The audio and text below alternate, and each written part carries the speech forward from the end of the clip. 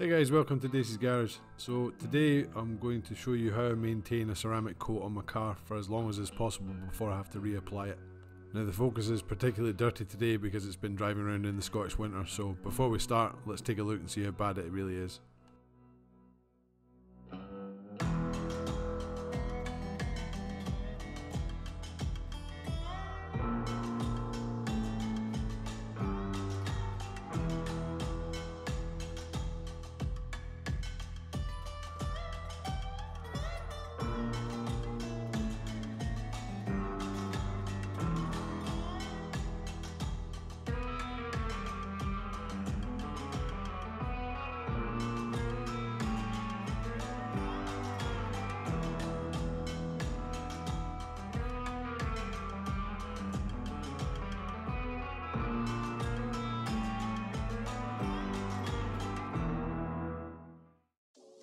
Right, so first off we're going to use Citrus Power by Auto Finesse and cover the entire bottom half of the car in it and just let it soak for 5 minutes. And while that's working its magic on the road grime, we're going to use Meguiar's Ultimate All-Wheel Cleaner and cover the wheels and let that soak for about 5 minutes as well. Then we're going to move to the power washer and remove all of that stuff and get it off the paintwork before moving on to using Auto Glim's Polar Blast in the foam cannon. I'm going to cover the entire car in it and let it sit for another 5 minutes. And then to finish the wash off, we're going to use Meguiar's Ultimate Wash and Wax, which will help to preserve the ceramic coat and also leave the paint nice and shiny. Now for anybody new to the channel or to detailing in general, the 2-bucket method, I'll go into some detail in a minute, so ignore my hands. But essentially all of these steps are designed to remove as much of the dirt off the panels before you actually come at it with a microfiber towel. So let's get on with the Citrus Power and I'll explain it a little bit more in a second. Now I know you're probably thinking, my god Dave, 4 different steps just to make your car clean, come on. But in reality, if you've had your car ceramic coated and you've spent a lot of time getting it shiny before you ceramic coated it, or you've had somebody else do it for you and you've paid them for that privilege, you really want to give the ceramic coat the best possible chance at lasting as long as it can. And like I say, by following these steps, you're pretty much ensuring that however long your ceramic coat is designed to last, it will last that long if you treat it right.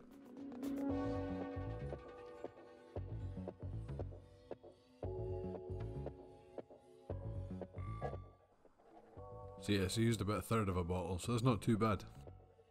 If you've been subscribed to the channel for a while, you'll know how much I rate Meguiar's Ultimate All-Wheel Cleaner. But if you're new to the channel, welcome, and I'll leave a link in the description for the All-Wheel Cleaner review video that I did. It is really, really good stuff, I highly recommend it.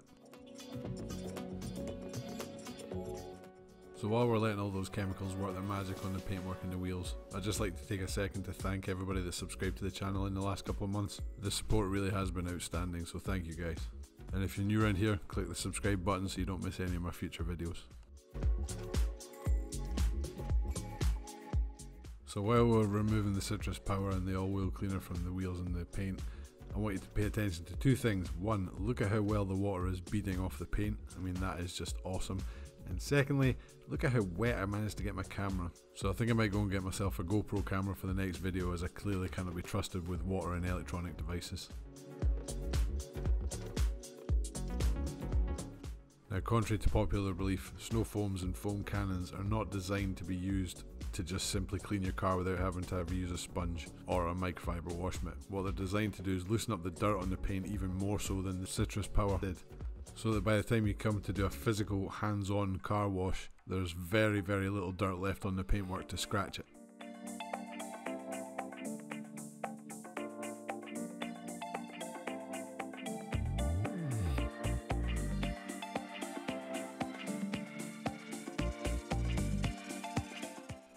So once the foam's sat on the paint for about 5 minutes or so, you're obviously going to remove it with the power washer. Now, when you're doing this, do it in a systematic fashion, up and down or left and right, it doesn't really make a difference. But what you're wanting to achieve is to actually lift all the extra dirt that the snow foam has actually managed to lift off of the paintwork. So going at it willy-nilly is not going to actually do that at all. And all you're essentially doing then is just wasting your time.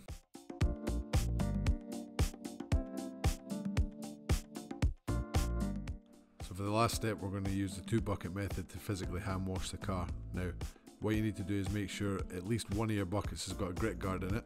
And what I'm going to do is I'm going to use the second bucket, which is going to be my dirty water bucket, And what the grit guard is going to do, which is this thing here, is allow all the dirt that falls off the microfiber wash mitt to go through and lay on the bottom to stop all the dirt going back onto the microfiber mitt.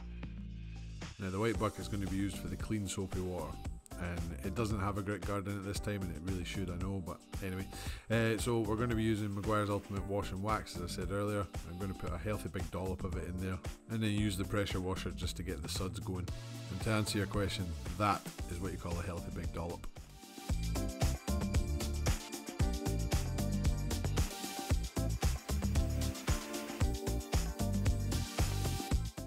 Now starting at the top of the car and working your way down, and then left to right motions, just do one panel at a time, and after each panel go back to the dirty bucket and rinse off the microfiber wash mitt. And that'll ensure that any of the dirt that you picked up on the panel has been removed from the wash mitt before you dunk it back into the clean soap and move on to the next panel.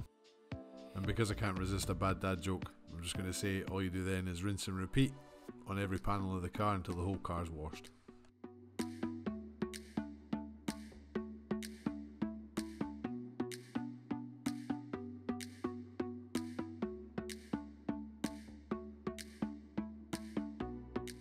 Now, because this is the most important step in the cleaning process, obviously, you want to make sure that you take your time with it, don't rush it. Make sure you get into all the nooks and crannies, all the daft little spots in the car that the car designers love to make but are an absolute nightmare to keep clean.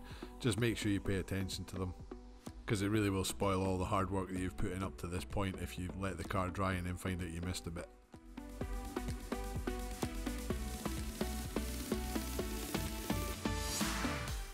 Now, although we already have cleaned the wheels, I do like to go over them one more time once I've finished with everything else, with either a wheel woolly or in this case a sponge, just to make sure the wheels are as clean as they're possibly going to be.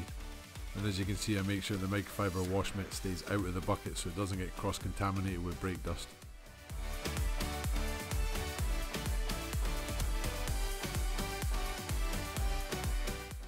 Now these alloys are really starting to look a bit tired and old, and I do want a new set of alloys for the car, but I just can't find a set I really like. So if any of you guys know of a wheel that looks really good on a Focus ST, leave a comment down below and I'll be sure to check it out for some inspiration.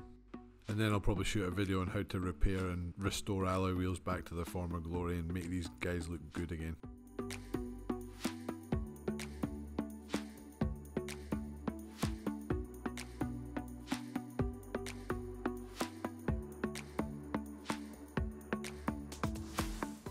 So yeah guys, that's the tips and tricks on how to maintain a ceramic coat on your car for as long as is physically possible.